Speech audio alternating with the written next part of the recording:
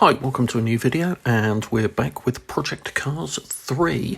So a new update hit yesterday along with a new track and a bunch of new cars as well. So let's have a look at what's involved in all of that. First off, in terms of the update itself, we've got it's minor fixes, in all honesty. It's tweaking here and there. I'll leave a link to everything down below so you can go and check it out for whatever platform you happen to be running it on.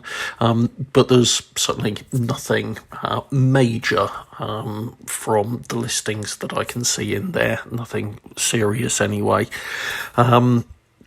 So on to the real goodies of it, and I want to talk about the cars first of all. So what we got here was the normal three we were expecting, plus one that was a late secret that rolled out that is actually quite interesting. So the three we got first of all, we got an A86 Toyota, so let's be perfectly honest, that's a fairly well-known little vehicle just there.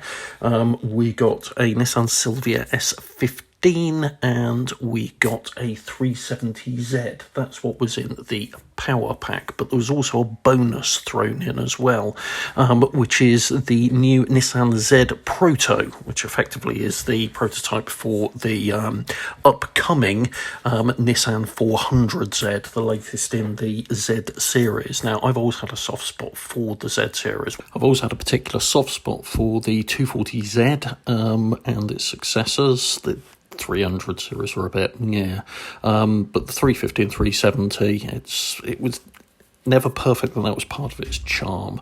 So in terms of all of the cars that we've got to come out with this update, I'd have to say my personal pick, would be the Silvia S15. Actually, I really found that good fun to throw around in Project Cars 3. Enjoyed it immensely. Weirdly, the new Proto I found to be possibly, and I might need to just spend more time with it, the least enjoyable. It had the most initial understeer.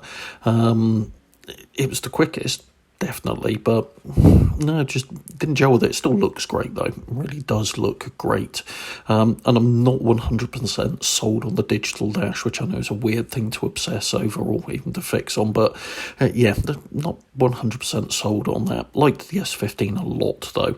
Actually liked all four race modified versions of the cars that they put out, but you know, kudos to SMS for throwing in an extra car there, and of course this is the first title that I'm aware of anyway, outside of possibly mobile games, that's got the 400Z, so the Nissan Z Proto, so hats off to that.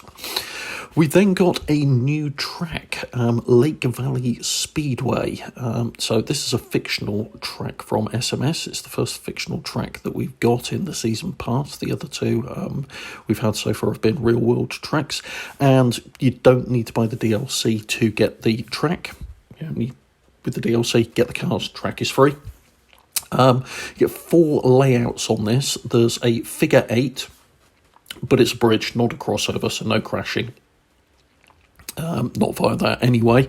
A short oval, and then two outside of the stadium tracks, which kind of use part of the loop in the stadium and then go outside it and back in, which is quite interesting. It's very colourful, looks really good at night and in the rain. Obviously doesn't suit all cars, in all honesty. I mean, I gave it a play around using primarily the stock car. So it's a Ford stock car, isn't it? And also had a good mess around with it using the stadium trucks, super trucks as they're called in Project Cars 3. And that was quite entertaining and enjoyable as well. So yeah, it was good fun messing around in that. But the stadium trucks and playing around in that did really, to me, highlight one thing. And before I get onto this bit, I want to caveat the fact that I do enjoy and like Project Cars 3. Okay, I've had numerous people They know who they are, accuse me of hating it. For a hater, I'm awfully strange, given that I've bought it on both PS4 and PC now, full fat season pass versions as well, so that's an odd thing to do to somebody who hates a title. It really does highlight that there is something going on with the physics that is helping you out. Now, my assumption up to this point has always been that there is some kind of import smoothing going on that's just helping you, and I've covered this in other videos. However, I was shouted down and ridiculed for holding that view by those same people, to the degree that I was told they'd asked a developer, and the developer had categorically said, no, this isn't the case. Well, that may well be the matter. I've never stated it as fact. I've stated it as my opinion as to what's going on. I don't have access to the code, so I can't say that categorically. But what I can say is that there is definitely something helping out.